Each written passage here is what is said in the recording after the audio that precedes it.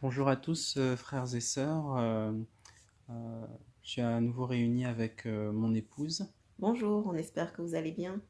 Oui. Aujourd'hui, on va parler de la répartition des tâches dans le foyer, donc dans le mariage. C'est un sujet quand même important Mm. car ça, c'est ce qui va vraiment amener beaucoup d'harmonie dans la maison, dans le couple. Aujourd'hui, on va faire euh, comme une session de questions-réponses. On veut vraiment rester pratique en se basant sur la parole, bien entendu. On va se laisser conduire par le Seigneur par rapport à ça. On va commencer par les différentes questions qu'on peut se poser hein, par rapport à la Mhm. répartition des tâches. Oui. Je vais commencer. Ok. Donc moi, par exemple, je me demande, qui doit faire les courses à la maison? Est-ce que c'est le mari? Est-ce Mhm. que c'est la femme? Comment ça se passe? Par rapport aux courses, il n'y a pas vraiment de personne attitrée, le mari ou la femme. Ça peut être le mari ou la femme, ou ça peut même être les deux aussi qui vont faire les courses ensemble. Euh, ce qui est bien, et c'est vrai que tu as parlé d'harmonie, c'est important en fait dans le couple de pouvoir s'accorder, de pouvoir voir ensemble, répartir les tâches. Nous, on l'a fait ici à la maison, répartir les tâches des fois en fonction de ce qu'on aime faire, de ce qu'on n'aime pas faire. Voilà, les poubelles, la cuisine, tout ce genre de choses en fait qui font que ben, au quotidien, la maison elle est quand même propre. Et puis voilà. Donc, euh, ben, la première des choses, voilà, après le mariage, ben, c'est sûr que la fête est passée. Là, on arrive dans le concret. Ben, asseyez-vous tous les deux, puis ben, répartissez les tâches sur les choses qu'il faut faire à la maison.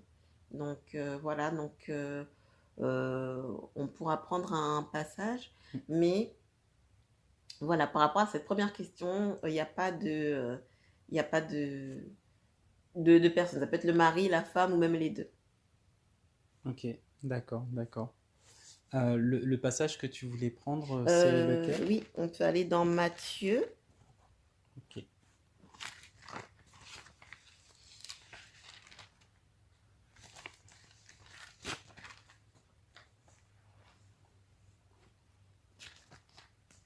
Matthieu.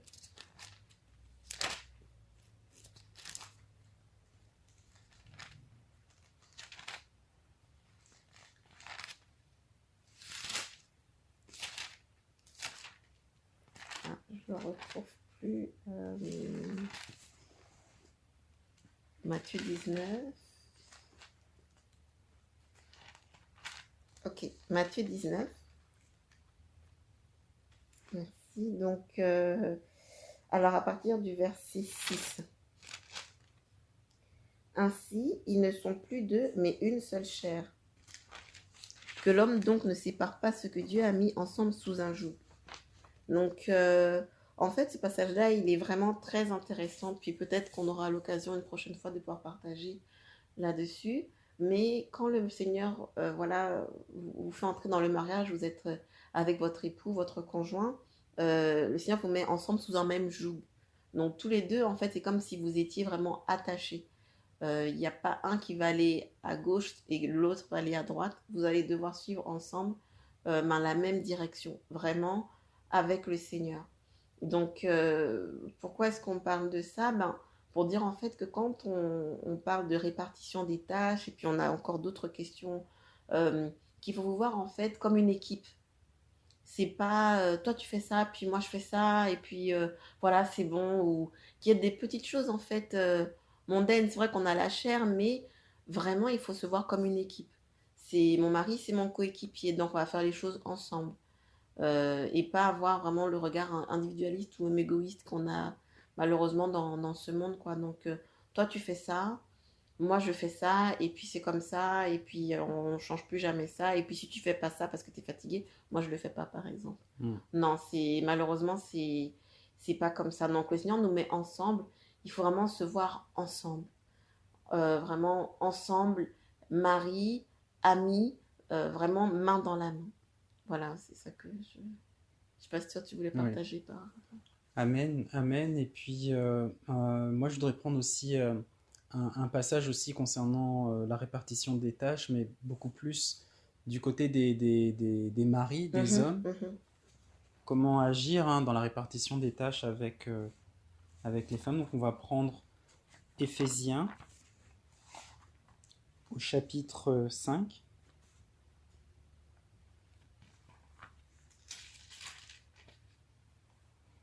Et on va lire à partir du verset 25.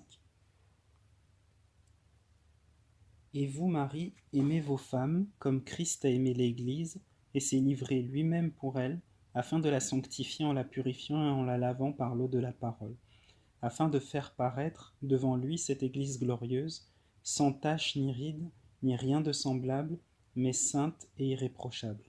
Verset 28, c'est ainsi que les maris doivent aimer leurs femmes comme leur propre corps. Celui qui aime sa femme s'aime lui-même, car personne n'a jamais eu en haine sa propre chair, mais il la nourrit et l'entretient, comme le Seigneur entretient l'Église, car nous sommes membres de son corps, étant de sa chair et de ses os. Donc, ce passage, en fait, explique comment les maris doivent aimer leurs femmes, mais ce qui nous intéresse particulièrement ici, c'est le verset 28 qui dit « C'est ainsi que les maris doivent aimer leurs femmes comme leur propre corps. Celui qui aime sa femme s'aime lui-même, car personne n'a jamais eu en haine sa propre chair, mais il la nourrit et l'entretient comme le Seigneur entretient l'Église. » Donc, ça veut dire que, comme tu l'as dit, effectivement, on est ensemble sous un même joug. Donc, on n'a pas le choix, on n'a pas d'autre choix que d'avancer ensemble. Mais ça veut dire aussi que, euh, comme pour les maris, on doit aimer nos femmes comme notre propre corps, ça veut dire que si à un moment donné la femme est fatiguée parce que il y a le travail, il y a les enfants, il y a différentes choses de la vie qui font que parfois le soir ou même dans la journée on est fatigué et par exemple la nourriture n'est pas faite, et ben nous les hommes on ne doit pas se dire oh ben la nourriture est pas faite, c'est habituellement elle qui le fait, oh ben non, moi j'ai pas à le faire. Non, parce que on doit entretenir la femme, on doit la chérir, on doit vraiment s'occuper d'elle tel qu'on vient de le dire. Et puis comme le dit la parole, personne n'a jamais eu en haine sa propre chair. Or, bon, par rapport à cet exemple, on a tous besoin de manger, et donc si la femme ne peut pas le faire, c'est à nous de le faire.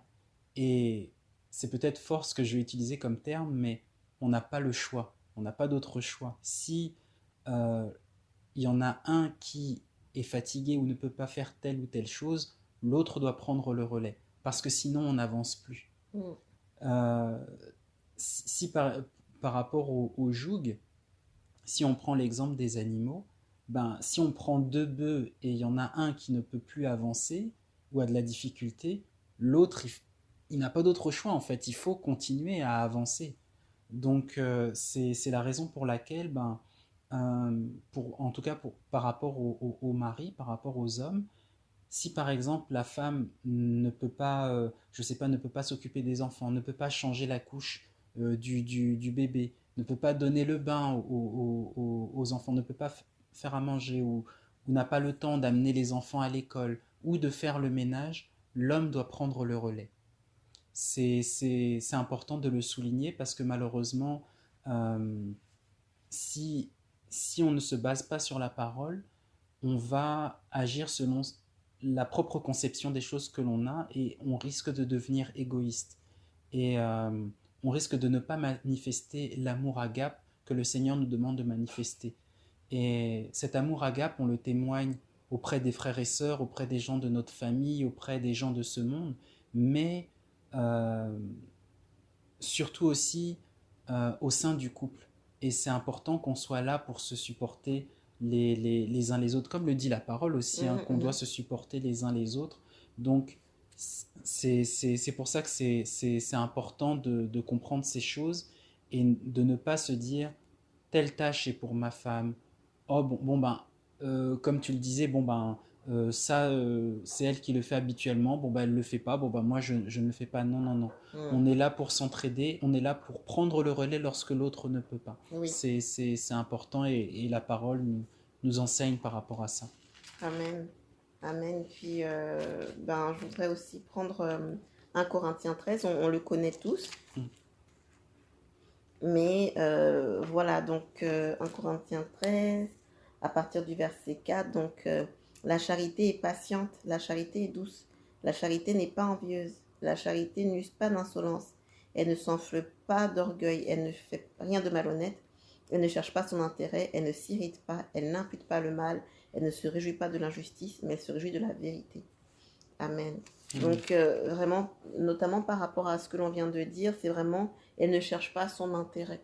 Donc, vraiment, vraiment cet amour-là, c'est le Seigneur qui le place dans nos cœurs. Mais c'est vrai qu'on ne cherche pas notre intérêt. C'est pas facile, mais on sait que voilà, dans nos cœurs, malheureusement, il y a beaucoup de choses. Puis aussi, voilà, il y a l'égoïsme, l'individualisme, ces choses-là qui ne doivent pas être présentes en nous. Donc, c'est pour ça que c'est vraiment important euh, de s'entraider, vraiment de devoir s'entraider, de voir son conjoint en fait comme un frère, quoi. Comme un frère, comme une soeur pour dire, ah, waouh, là il est fatigué, il peut pas, écoute, c'est pas grave, moi je vais y aller, je vais faire ça à ta place, et puis voilà, en toute simplicité, quoi. Et un jour, c'est vice-versa, parce que c'est comme ça, on s'aide, on se rend des services.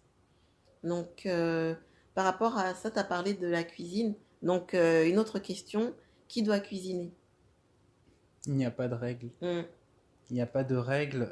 Et puis, pour préciser aussi les choses, euh, souvent, bon, on évolue, enfin, dépendamment de l'endroit où on est dans le monde, mais parfois on est dans des sociétés, on va être honnête, vraiment, des sociétés vraiment où on est macho. Mm. Je m'explique. Il y a certains pays où il n'y a aucun problème à ce que l'homme cuisine. Il y a par exemple certaines régions en Chine ou même d'autres pays où les hommes vont cuisiner et c'est tout à fait normal. C'est absolument, on ne les rabaisse pas pour autant, c'est tout à fait normal. Mais il y a d'autres pays, notamment en Occident ou parfois même en Afrique, où la tâche incombe vraiment à la femme. Donc, il y a un côté culturel derrière, en se disant que ben non, la femme doit cuisiner et les hommes ne cuisinent pas, ils doivent juste se charger de travailler et de ramener l'argent, et c'est la femme qui fait à manger. C'est vraiment une question culturelle.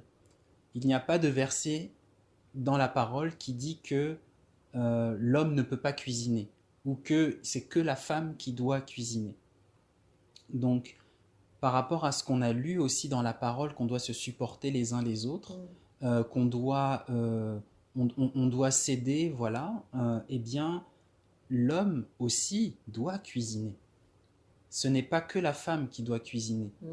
Donc après, dépendamment de l'organisation que vous avez à la maison, bien sûr, il faut répartir les tâches, mais si par exemple, la femme a de la difficulté à savoir comment cuisiner, ben, l'homme prend le relais. On est là pour... ça peut arriver, Mhm. et on est là pour s'entraider. Donc non, non, non. La cuisine, ce n'est pas l'endroit privilégié de la femme. Ouais. L'homme aussi doit cuisiner. Parce que selon en tout cas la Mhm. parole, on doit s'entraider, on doit se supporter. Donc non, l'homme aussi doit cuisiner. Oui, oui, puis Amen, et je suis d'accord. C'est, je parlais ben là plus comme aux sœurs qui, par exemple, vous ne savez pas cuisiner. Et puis, par exemple, ce que je veux dire en fait, c'est que le couple, c'est, comme on l'a partagé, je pense, une fois, le couple, le mariage, c'est une école. Donc forcément, par exemple, s'il y a des choses que vous ne savez pas faire et puis que vous aimeriez faire, peut-être que vous allez vouloir apprendre. Enfin, ça peut être comme une femme qui dit, oh mais c'est mon mari, c'est lui qui cuisine, mais j'aimerais bien aussi savoir cuisiner. Il y a des plats, par exemple, asiatiques que j'aimerais apprendre, de la nourriture, je sais pas, marocaine, j'aimerais savoir préparer certaines choses, j'aimerais apprendre certaines choses. Ben, faites-le, tout simplement, en toute humilité. Puis, dites, oh, je sais pas le faire, mais j'aimerais prendre des cours. Oh, je vais regarder sur YouTube comment préparer telle recette. Et puis, ça peut être pareil aussi pour l'homme. Parce que, comme tu disais aussi, l'homme, il peut aussi cuisiner. Même si c'est la femme à dire qu'il cuisine la plupart du temps, lui aussi dire, oh, je vais faire une pâtisserie. Oh, je vais regarder, je vais faire une surprise à ma femme. Je vais regarder comment est-ce qu'on fait ça. Parce que j'ai bien aimé quand tu as dit harmonie, parce que c'est vrai, après, c'est harmonieux. L'autre aussi va pas juste dire ah bah c'est moi qui dois le faire, lui il le fait pas. Et puis il y a comme une frustration qui se crée par rapport à ça. Au moins ça évite. Et puis vous pouvez même aussi faire à manger ensemble. Imaginons que vous êtes un couple, il n'y a pas encore d'enfants. Vous pouvez aussi faire à manger ensemble. Vous dire ah mais ce soir Mm. c'est vendredi, c'est bon on a fini Tout à le fait. travail. Viens on essaye de faire je sais pas une recette sud-américaine par exemple. Vous le faites ensemble, puis c'est drôle, voilà, vous préparez ensemble, puis vous rigolez. Ça crée aussi quelque chose. Ça peut même être Mm. comme une tradition après, vous le faites tout le temps, puis même après les enfants naissent et vous continuez de le faire après en famille. Enfin, c'est juste des idées comme ça, mais c'est juste pour dire que un couple, c'est vraiment c'est une entité qui vit. C'est pas figé pour dire que Mm. toi tu fais ça, moi je fais ça, et puis on s'arrête là. Ça peut être, voilà, au début du mariage, c'est plutôt le mari qui s'occupe de certaines tâches, et puis au fur et à mesure, finalement, il va s'occuper d'autres choses, parce que je sais pas, les enfants sont arrivés, donc il s'occupe de certaines choses, ben, la femme va le faire aussi par la suite. Donc, euh, donc voilà, c'est vraiment important. Puis un conseil, c'est ça, ben, apprenez. Apprenez. Moi, je sais que j'aime bien faire à manger. Donc j'ai demandé des idées, des tips. J'en ai demandé à ma maman, à ma belle-maman. Voilà, si même vous allez rencontrer quelqu'un, vous allez chez des gens, ils font à manger. Ah, c'est bon ce que tu as fait, qu'est-ce que c'est? En toute simplicité, parce que ben, on apprend tous les jours. Donc après, prendre des livres de recettes ou ce genre de choses. Parce que, tout simplement parce qu'on veut se perfectionner. Puis on veut aussi que, voilà, dans la famille, on soit content, voilà, de manger. Voilà, moi, ça me fait plaisir quand mon mari mange que je mange, et puis qu'il trouve que c'est bon. Quand mon enfant aussi mange et puis il aime, ça fait plaisir. Donc on a envie aussi, voilà, que de partager ce moment-là tous ensemble, quoi. Donc c'est vraiment important. Puis de toujours apprendre, en fait, toujours apprendre. Ça peut être aussi un homme par rapport à certaines tâches, le bricolage ou quoi, bah, il peut aussi apprendre certaines choses, enfin, pour dire que, ou la mécanique ou quoi, c'est pas figé. Vraiment, il faut pas être rigide. Euh, il faut être ouvert, vraiment, il faut être ouvert. C'est vraiment important. Oui, tout à fait. Et puis, par rapport à ce que tu disais, je voudrais rajouter deux choses. La première, c'est que ben, le fait justement, l'exemple que tu donnais de cuisiner ensemble, que l'homme aussi soit derrière les fourneaux, tout ça, quand vous commencez à avoir des enfants, il ne faut pas oublier que les enfants vont vous regarder, ils vont vous observer. Mm. Et le modèle que vous allez laisser, ça va les influencer dans les adultes qu'ils seront plus tard. Et la vie, c'est ça, c'est-à-dire que la façon dont vous allez vous comporter, eux, ils vont garder et ils vont vraisemblablement se comporter de la même façon. Si, pour parler des hommes, si vous n'êtes jamais en cuisine, si vous ne touchez jamais au balai, si, en gros, vous ne faites pas grand-chose à la maison et que vous avez des garçons particulièrement, eh bien, c'est ce modèle-là que vous allez donner à vos enfants. Et forcément, quand viendra le temps pour eux des fiançailles et du mariage, euh, le Seigneur est toujours bon, donc il enseigne, mais ils vont garder ça et ils vont trouver que c'est normal que la femme fasse beaucoup de choses dans la maison et que l'homme ne fasse pas grand-chose. Mm. Donc il faut toujours, bien sûr, c'est d'abord pour vous, pour le couple, mais quand on commence à avoir des enfants, aussi bien ben, des garçons que des filles, c'est toujours important d'avoir ça en tête. Mm. Quel modèle je vais laisser à mes enfants. Donc ce qu'il faut, c'est toujours être basé sur la parole, sur ce que le Seigneur vous conduit de faire pour toujours laisser un bon modèle aux enfants. Et l'autre chose que je voulais dire, c'est qu'effectivement, on n'est pas tous voilà, bricoleurs ou cuisiniers, tout ça. Moi, je prends mon exemple, je ne suis pas bricoleur. Je ne suis pas bricoleur. Et j'ai pas été on ne m'a pas entre guillemets formé à ça. Mon père ne m'a pas appris tout ça. Donc je ne sais pas bricoler. Et ma femme le savait avant, voilà, qu'on se marie. Mais je n'ai pas eu le choix. C'est-à-dire que quand ma femme était enceinte, il fallait préparer la chambre du petit. Donc dans ce cas-là, qu'est-ce que je fais? Est-ce que on va prendre quelqu'un de l'extérieur pour qu'il fasse tout? Ou je prends mes responsabilités et je vois comment je peux faire, je demande des conseils, tout ça. Et le Seigneur a permis que je puisse faire la chambre du petit tant bien que mal, hein, mais ça a pris du temps. Bon, il y en a pour monter une commode, ça leur prend peut-être 30 minutes. Moi, ça m'a pris 2 heures, parfois 3 heures pour monter, je sais pas, le berceau. Mais c'est ça aussi le couple. Mhm. C'est on apprend. Il faut pas se dire que bon ben non, je suis l'homme, je sais tout. Non non non non non. On apprend aussi et voilà. Et moi je continue à apprendre, en tout cas pour le bricolage. Mais tout ça pour dire que c'est important aussi de montrer l'envie aussi Oui. de vouloir changer, de vouloir apprendre.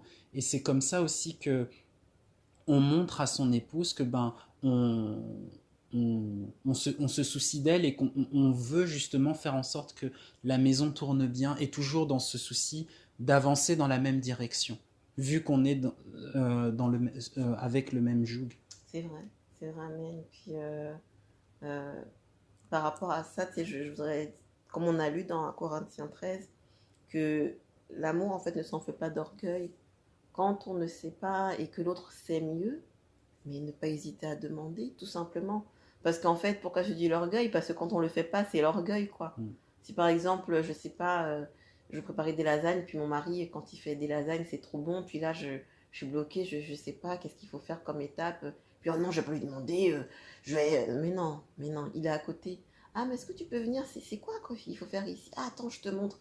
Ah, ou, hey, mais regarde, j'ai mis ce trou là dans le mur, il y a mais j'ai fait un trou dans le mur, mais j'arrive pas à le reboucher. Est-ce que tu sais? Ah bah oui, viens, on va demander. Oh, attends, on va appeler tel, on va. Et puis voilà, ça se fait simplement.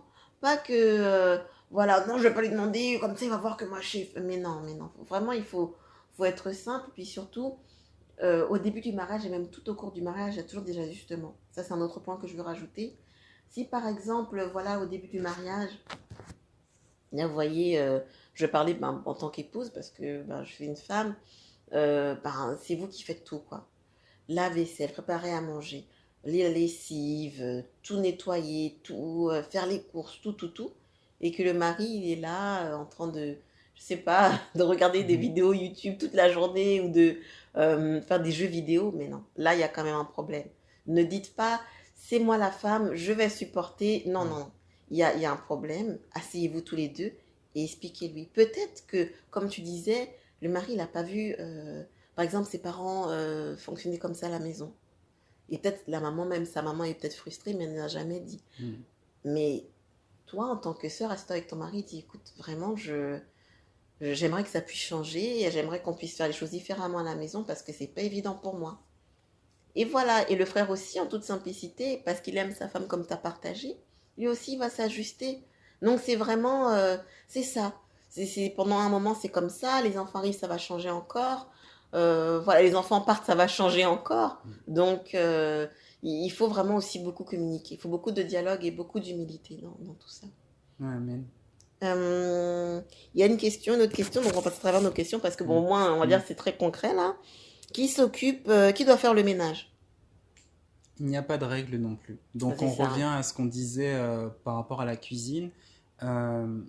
Comme on doit se supporter les uns les autres, s'entraider, on est ensemble sous un même joug et puis on doit vraiment s'entraider. Donc non, il y a pas de règle. Ça peut être la femme, ça peut être l'homme. Et encore une fois, il y a aussi un côté culturel malheureusement et euh, pour être honnête, même macho en disant que ben non, c'est que la femme qui doit tenir le balai ou l'aspirateur ou faire la Mm. cuisine. Non, non, non. Il n'y a pas de, il n'y a pas de règle. Bien sûr, il faut que ce soit équilibré aussi bien pour l'homme que pour la femme, mais l'homme peut très bien faire le ménage. Mhm. Donc, comme tu sais, moi je fais le ménage, Mhm. je passe la serpillère, puis j'ai aucun problème avec ça parce que c'est normal. On s'entraide, un coup ça va être toi, un coup ça... Voilà, il n'y a pas de, y a Oui, pas de oui, règle. c'est ça, c'est Hmm. ça. Ok. Une autre question pour savoir qui s'occupe des enfants. Les deux. Les deux, ouais. Les deux, pour donner un exemple vraiment concret, si vous avez un enfant en bas âge qui pleure, qui pleure la nuit ou qui est un petit peu malade, ce n'est pas qu'à la femme de se lever. Mhm. À 3 heures du matin, l'homme aussi doit se lever. Quand un bébé ne fait pas encore ses nuits, eh ben, vous pouvez alterner. Donc Mm. un coup, c'est la femme, surtout si vous n'avez pas de famille proche qui peut vous aider pendant cette période qui n'est pas évidente. On en reparlera lors d'un autre audio. Voilà, un jour ça peut être votre épouse, mais forcément il faut qu'elle se repose. Mm. Donc vous prenez le relais vous vous levez pour donner à manger à l'enfant. Ou voilà, si l'enfant est malade la nuit, ou même pour le laver, ou changer ses Ben oui, couches, amener les enfants à l'école ou à la garderie. Non, il n'y a pas de règle. oui, Il c'est n'y a c'est pas de règle. simple. Ces tâches ne sont pas que pour la femme. Mm. C'est vrai. Puis après, ben, à vous de voir dans l'organisation. Ça peut être par exemple le matin, c'est mieux que le mari s'occupe des enfants. Puis le soir, c'est plutôt la femme quand les enfants rentrent, elle peut faire les bains, tout ça, les devoirs. C'est à vous de vous organiser. Mais savoir que vous pouvez répartir les tâches entre vous. Mm. Euh, voilà, c'est vrai par contre, juste pour ajouter, pardon, que pour les bébés, c'est sûr que souvent ça va être plus la maman. Surtout si Mm. la maman elle allait. Oui. Donc là, ça va être beaucoup plus la maman parce que l'enfant ben, va prendre le lait auprès de sa maman. Donc c'est sûr que le papa ne peut pas le faire. Donc ça va être la maman qui va être vraiment très sollicitée à ce moment-là. Mais c'est sûr que le mari il est à côté. Il y a plein d'autres choses qu'il peut faire aussi pour soulager et puis être présent aussi. Donc voilà. Euh, une autre question. Dans le couple, qui doit travailler? Ah, c'est une bonne question. C'est une bonne question. Encore une fois, ça va dépendre de la façon dont vous êtes organisé. Ce qui est sûr, c'est que la parole nous dit que ben voilà, le mari, comme on l'a lu dans Éphésiens, doit entretenir la femme et tout. Donc c'est important que le mari s'organise pour pouvoir apporter un revenu, pour pouvoir supporter la famille. Mhm, Donc pour parler très concrètement, le mari ne peut pas être juste assis à la maison en survêtement, à regarder la télé, en faisant rien pendant que la femme va aller travailler. mhm, Ça, c'est pas possible. C'est mhm, pas possible.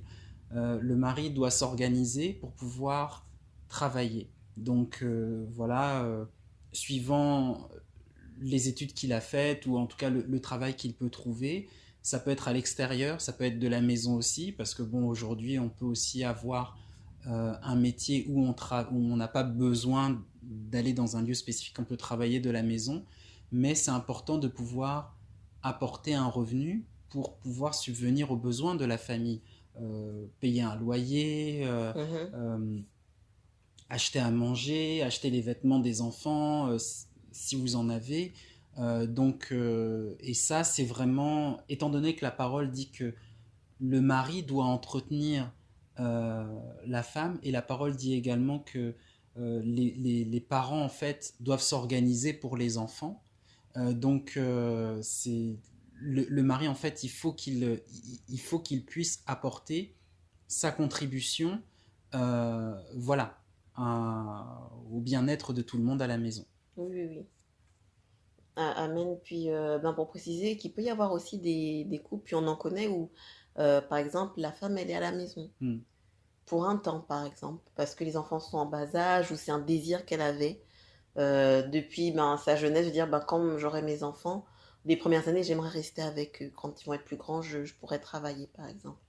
Euh, il y a ce cas de figure-là qui arrive, et c'est correct. Il faut juste que voilà, les deux puissent s'entendre. Et puis c'est bien aussi que les Hmm. enfants ils puissent avoir, je dirais, cette opportunité de rester avec les mamans. J'imagine que beaucoup aimeraient faire ça, mais c'est pas toujours possible, des fois, dépendamment des moyens. Il y a aussi des cas de figure où c'est le mari qui reste à la maison. Mm. Des fois, le mari, il cherche un travail, il n'en trouve pas. Donc, il est à la maison, mais c'est pas pourtant qu'il fait rien. Il cherche du travail, ou il peut s'occuper de, voilà, de la maison ou de ce genre de choses. Des fois, il y a des cas de figure où le mari, au sein du couple, ils ont dit, bon ben voilà, la femme va travailler parce qu'elle a un travail plus stable. Et le mari, ben, il va rester pour s'occuper des enfants. Tout à fait. Faire l'école à la maison, par exemple. Mm. C'est des choses qui arrivent et c'est pas du tout un problème. Et c'est même bien. Ça veut dire que voilà, vous êtes organisés entre vous, savoir qu'est-ce qu'on peut faire pour que notre famille puisse bien fonctionner. Donc, c'est juste des petits exemples qu'on vous donne pour dire que il peut y avoir des femmes à la maison, il peut y avoir aussi des hommes à la maison. Ça dépend des situations, mais l'essentiel, c'est que voilà, de toujours vous accorder, de prier par rapport à ça, et puis de vous organiser à la maison comme vous l'avez décidé. C'est sûr qu'après, il peut y avoir des railleries, il peut y avoir des moqueries, il peut y avoir des commentaires parfois, Mm. mais l'essentiel, c'est que vous, à la maison, vous soyez en paix par rapport à votre décision.